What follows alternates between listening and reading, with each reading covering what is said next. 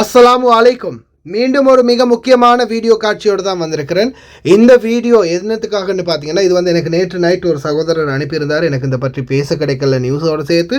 இதை தனியாக பேசுகிறதுக்கான காரணம், இலங்கையிலிருந்து ரஷ்யாவுக்கு வேலைக்கு போன இளைஞர்களுக்கு வேலை கிடைக்கவில்லை. மிகப்பெரிய ஒரு ஏமாற்றம் நடந்திருக்குது.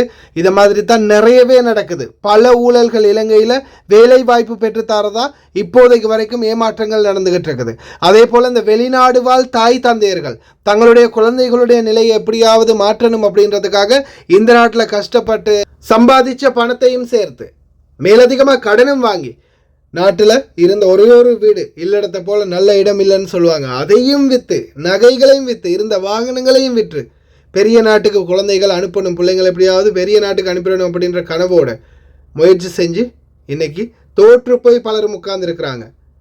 தயவு செய்து ரொம்ப கவனமாக இருங்க. மிகப்பெரிய ஒரு ஸ்கேம் நடக்குது இலங்கையில் தற்போது. இந்த வேலை வாய்ப்பு பெற்றுத்தாரதா இந்த வீடியோ காட்சி நீங்கள் இது வரைக்கும் பார்க்கலன்னா இதையும் கொஞ்சம் சிங்களம் தெரிஞ்சவங்க பாருங்க, மேலதிக பேசலாம்.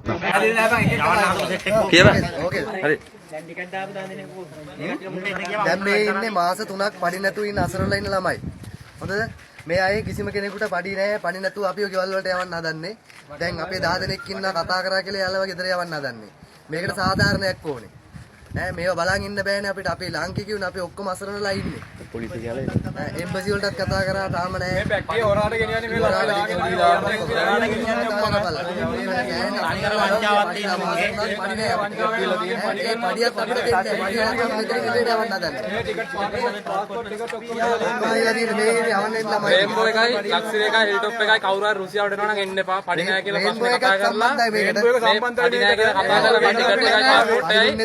මාසික 40000ක් විතරයි දුන්නේ. පඩියක් තියෙනවා මේ.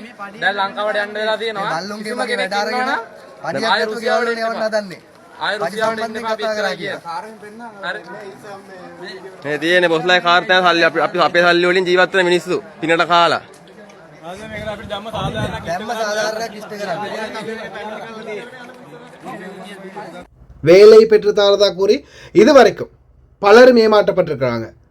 தயவு செய்து அன்பார்ந்த சகோதர சகோதரிகளே, வெளிநாடு வாழ் தாய் தந்தையர்களே, இது வரைக்கும் எனக்கிட்ட வரக்கூடிய சில கேஸ்கள் என்னென்னு பார்த்தீங்கன்னா, தன்னுடைய மகனுக்காக வீசா அப்ளை பண்ணுறதுக்காக, வீசா எடுக்கிறதுக்காக குவைட் இல்லைன்னா துபாயில் இன்னும் பெரிய நாடுகளுக்கு லட்சக்கணக்கில் பணம் கொடுத்ததா பலருமே வந்து தகவல் சொல்கிறாங்க.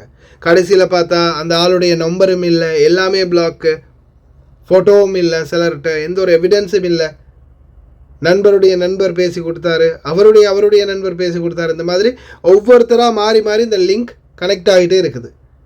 தயவு செய்து ரொம்ப கவனம். இலங்கையை பொறுத்த வரையில் தற்போதைய சூழலில் வீட்டுக்கு முன்னாடி கலட்டி போட்டுட்டு போன சப்பலை கூட திருடிட்டு போயிருக்காங்க ஒரு சிலர். அந்த மாதிரியான சூழல் உருவாகி இருக்குது. ஏதாவது ஒரு வழியில் பணம் சம்பாதிக்கணும், கஷ்டப்பட்டு வேலை செஞ்சு கூலி தொழிலுக்கு போகிறதுக்கு கூட கூலி தொழில் இல்லாத நிலை.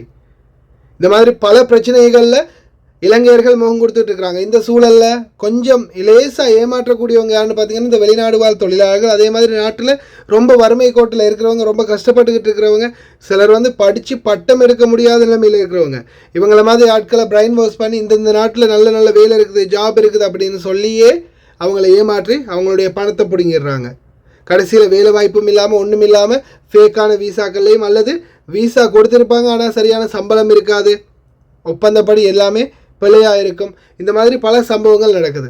அதனால் தயவு செய்து விழிப்புணர்வோடு இருங்க. அதே போல் உங்களுடைய நண்பர்களோ அல்லது உங்களுடைய உறவினர்களோ அல்லது உங்களுடைய குழந்தைகளோ இந்த மாதிரி நாட்டுக்கு போக போகிறேன், இந்த மாதிரியெல்லாம் இருக்குது அப்படின்னு பேசினாங்கன்னா கொஞ்சம் ஆராய்ஞ்சு பார்த்துக்கோங்க. தயவு செய்து நிறைய பேருக்கு தெரியாமல் இருக்கும் இந்த விடயம் ஷேர் பண்ணுங்கள். இது அவசரமாக கொண்டு வந்ததுக்கு காரணமே யாரும் ஏமாந்துடக்கூடாதுன்றதால தான். முடிஞ்சால் ஒரு லைக் பண்ணுங்கள், சப்ஸ்கிரைப் பண்ணுங்கள். இன்னொரு நல்ல வீடியோவில் சந்திக்கலாம்.